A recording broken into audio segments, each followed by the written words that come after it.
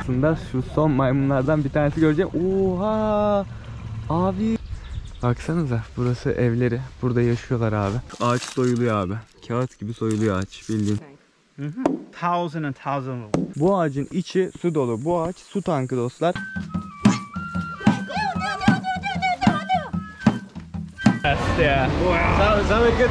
Wow.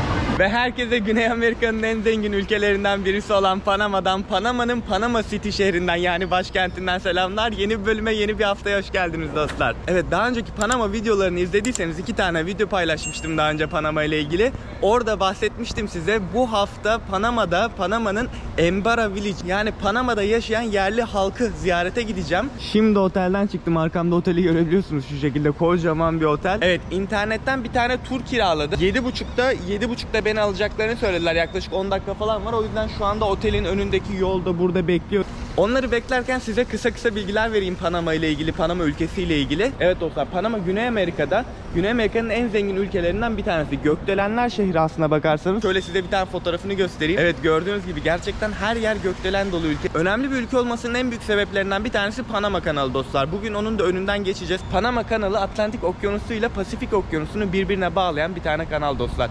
Fransızlar tarafından yapımına başlanıp başarısız olduktan sonra Amerikalılar tarafından bitirilen bir kanal. Bugün bu kanalın önünden geçeceğiz bildiğim kadarıyla. Sonra botlara girecekmişiz. O yüzden şöyle ben de mayolarımı falan giydim. Botlarla önce Monkey Island'a yani Maymun Adası'na gideceğiz. Daha sonra da yerli kabilelerin Embera insanları var. Panama'da ve Kolombiya'da yaşayan yerli kabileler var dostlar. Yaklaşık Panama'da 33.000, Kolombiya'da da yaklaşık 50.000 tane Embera insanı yaşıyor. Doğru telaffuz edemiyor olabilirim. Buranın yerli kabileleri yani buranın Kızılderilileri diyebilirsiniz. Onları ziyarete gideceğiz. Onları görmeye gideceğiz. Bakalım nasıl bir gün olacak. Ben de merakla bekliyorum. İlk defa böyle bir tura katılacağım Panama'da. Umarım keyifli olur. Umarım güzel bir video çıkar. Evet, birazdan beni almaya gelecekler. Daha sonra devam edeceğiz. Hadi bakalım. 4 kişiyiz. 4 kişilik bir araçtayız. Şimdi Panama kanalının yanından geçiyoruz. $100,000 plus the normal fee. Yeah. 150 to 100,000. Evet dostlar, şimdi araçtan indik. Şöyle aracımızı park etmeye gidiyor şoförümüz. Barefoot Panama'nın şu aracıyla geldik buraya. Bizi bir tane limana getirdi. Burada tekneler var gördüğünüz yerde. Panama kanalının, şu anda Panama kanalına geçiş yapacağız. Şu teknelerden, botlardan bir tanesine binip, kayık daha doğrusu. Bu kayıklardan bir tanesine binip Panama kanalına çıkacağız. Güneş de yavaş yavaş doğuyor artık. Çok güzel, harika bir hava var. Bayağı mutluyum şu anda açıkçası. Şimdi Panama kanalı ile ilgili size hızlı birkaç tane bilgi vereyim. Panama kanalının toplam uzunluğu 80 kilometre. Fransızlar başlıyor yapımına. Fransızlar başarısız oluyor. Bayağı insan ölüyor. Çok fazla para harcanıyor. Durduruluyor. Amerikalılar devraldıktan sonra yapımını tamamlıyorlar Panama kanalının ve daha sonra 2002 yılında açılıyor. Bütün gemiler buradan geçiyor. Toplam uzunluğu 80 kilometre. Geçiş süresi yaklaşık 9 saat sürüyormuş. Gemiler sıra oluyormuş. Sürekli gemi geçemediği için gemiler sıra oluyormuş bazen. 20 gün 25 gün bekleyen gemiler oluyormuş burada. Bir de önemli bir bilgi daha verdi. Tabii olmazsa olmaz. Sıranın önüne para ödeyerek geçebiliyorsun. Yani en çok parayı veren birinci sıraya geçiyor. Öyle bir hakkın var. Mesela geldi gemi 25. sıradasın, 30. sıradasın. Basıyorsun abi parayı, birinci sıraya geçiyorsun. Direkt seni alıyorlar, gidiyorsun. 2 milyar dolar para kazanmış geçen yıl Panama kanalı toplam Panama ülkesine. Rehberimiz o paranın nereye gittiğini bilmiyorum dedi gerçi. Çünkü yollar falan berbattı buraya gelirken. Hello, how are you? Which one should I get?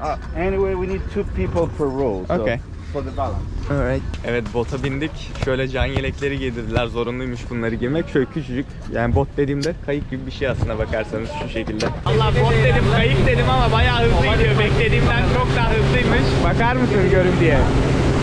Evet, şu anda Panama kanalının içinden geçen tren yolunun önünden geçiyoruz dostum. Bir tane gemi birkaç yıl önce buraya çarpmış, bunu yok etmiş, mahvetmiş, sonra tekrar yapmışlar vesaire. Öyle bir şeyler söyledi. Wow. Evet. Abi şunun büyüklüğüne bakar mısın? Bu ne? Bu ne? İnanılmaz büyük. Vay be. Evet dostlar, şimdi Monkey Island'ın oraya geldik ve ilk maymunlarımızı görmeye başladık. Evet, yukarıda ağaçlarda şu anda benim gördüğüm bir 6-7 tane maymun var yukarıda. Bu maymunların dedeleri, yani bir önceki nesil, aslında Amerikan askerlerinin normal evcil hayvanlarıymış. Amerikan askerleri daha sonra bu adaya, gördüğünüz şu bölgeye bu maymunları getirip bırakmışlar. Kendi evcil hayvanları olan maymunları.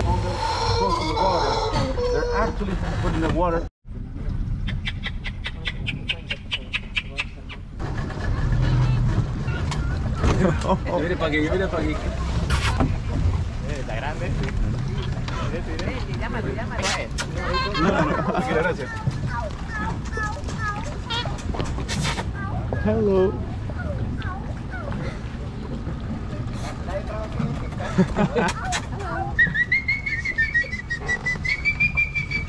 Yemek istiyor galiba. Las manitas.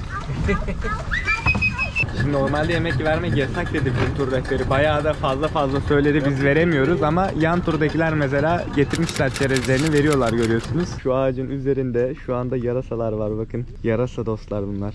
Bildiğin uyuyorlar şu anda ağacın üzerinde. Evet, dibine girdik şu anda maymunların. Evet, resmen şu an maymunun içine girdim. Aslında şu son maymunlardan bir tanesi göreceğim. Oha! Abi çok iyiydi. Evet dostlar, sonunda Kızılderililerin olduğu kabilenin önüne geldik. Şimdi buraya park ediyoruz. Buraya bir tane iskele yapmışlar. Kabilenin içine girdik dostlar şu anda. Şöyle bir tane yol yapmışlar. Böyle yürüyoruz. Efsane. Evet, bunları muhtemelen kendileri yapmışlar hepsini. Baksanıza, burası evleri. Burada yaşıyorlar abi. Hava her zaman güzel olduğu için anladığım kadarıyla sıkıntı olmuyor burada yaşamak. İnsanların üzerinde bu kıyafetlerden var. Bunları üzerlerine geçirmişler. Bunlarla takılıyorlar. Wow, I never seen this before. What are they? Look at this. They're ants, but they're big. They're feeding a fungus. Wow. Later on they're gonna eat. Bu yaprakları bir tane mantara götürüyorlar. Yaprağı mantar yiyor. Mantar yeterince büyüklüğe ulaştığı zaman karıncalar mantarı yiyormuş. The ducks are here. Permanently. Wow. Yeah, but it's actually a process. Bak, rehberden çok ilginç bilgi aldım. Şu gördüğünüz ağaç var ya, bak bu kağıt ağacı ya. Bu Mika'nın bana Ekvator'da gösterdiği o videoyu izlediyseniz hatırlarsanız kağıt ağacının aynısı anladığım kadarıyla. Şu şekilde ağaç soyuluyor abi. Kağıt gibi soyuluyor ağaç bildiğin. Ağacın özelliği bu yaprakları abi koparıp alıp haşladıktan sonra hamurumsu hale geldiği zaman vücuduna sürüyor. Bir hafta sonra bütün vücudundaki kıllar lazerle epilasyon yapmışsın gibi, lazer epilasyonu yapmışsın gibi alıp gidiyormuş bütün kılları abi. Bu arada merak edenler için söyleyeyim, Covid aşılarını olmuş buradaki yerli halk. Evet dostlar, ilginç bilgiler almaya devam ediyorum şu anda. Bak, hayatımda ilk defa böyle bir ağaç gördüm. Ağacın üzeri diken dolu abi. Ağaç bir de sert ha. Seni bitirir. Şeye benziyor adeta. Deniz kestanesi var ya, deniz kestanesi. Onun gibi abi. Böyle bir ağaç gördünüz mü daha önce? Ya bir şey diyeceğim. Bayağı sert bu arada şu. Şaka yapmıyorum size. Bir tanesini kopartıp yanıma alacağım. Not even the ants are actually taking a bite. Ağacın meyvesi şu. Görüyorsunuz. Ağacın meyvesi bu.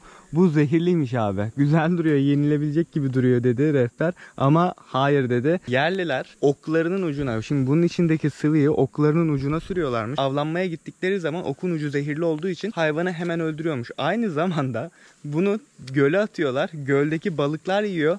Balıklar zehirlenip ölüyor ve suyun üzerine çıkıyorlar abi. Wow. It's a water tank. Thousands and thousands. Bu ağacın içi su dolu. Bu ağaç su tankı dostlar.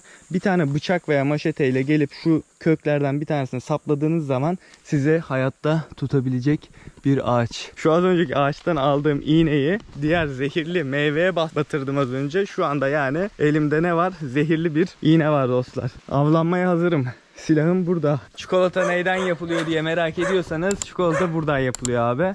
Şu anda kakao ağacının tam ortasındayız. Bu yeşil daha olmamış. Şurada bir tane siyahımsı var. O olmuş mesela. Kabilenin ortasına geri döndük şimdi. Arkamda kabile sakinleri var. Oturmuşlar, sohbet ediyorlar. Kahve tarzı bir yer yaratmışlar. Kamerayı yüzlerine sokup rahatsız etmek istemiyorum ama bayağı ilginç duruyorlar. Yerel danslarını yapacaklar. Yerel danslarını yapmak için hazırlanıyorlar. Bakın davulu da oraya o yüzden koymuşlar.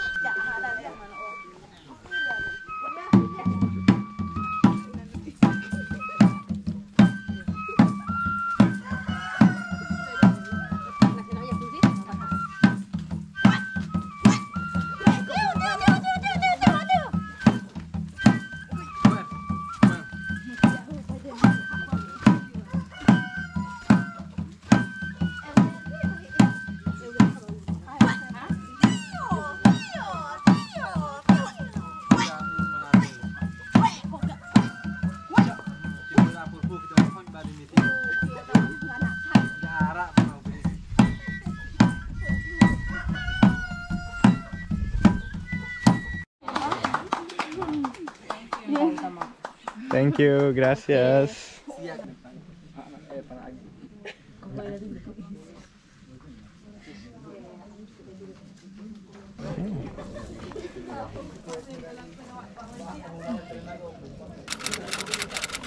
Peki buradaki herkes bir yerlerde çalışıyor. Gün içinde gidiyorlar. Zaten o yüzden insanlar yokmuş etrafta. Gün içinde gidiyorlar çalıştıkları yerlere. Çalışıyorlar şehir içinde normal kıyafetlerini giyip. Ondan sonra işleri bittikten sonra tekrar atlayıp botlarına, teknelerine, kanolarına her neyse ondan sonra buraya tekrar geri geliyorlarmış. Evet dostlar, Embera Village gezimizi de bitirdik. Kabilemizi gördük. İnsanlarla tanıştık. En son çıkarken ben Türkçe kelimeler sordular bana. Hoşça kal nasıl deniyor? Ondan sonra teşekkürler nasıl deniyor vesaire. Onları öğrettim onlara. Şimdi botumuza biniyoruz. Buradan ayrılıyoruz. Hadi bakalım. Evet dostlar, yemek yemeye geldik şimdi. Bizi önce El Trapiche diye bir tane restorana götürdü. Daha önceki Panama videosu izlediyseniz oradan hatırlarsınız El Trapiche'yi. Lokal yemekler yapıyorlar gerçekten ama ben orada yemek istemedim açıkçası. Ondan sonra turdaki diğer arkadaşlar da balık pazarına bırakır mısın dedim beni. Şimdi beni balık pazarına getirdi. O balıklardan yiyeceğiz, ondan sonra günü bitiriyoruz. Wow, this is much better than other places, man. This is like the best. Okay, this is the best, yeah. Wow. Şimdi balığımız geldi, yemeğimiz. Gerçekten hayran kaldım şu anda. Bak geçen gün şurada yedim.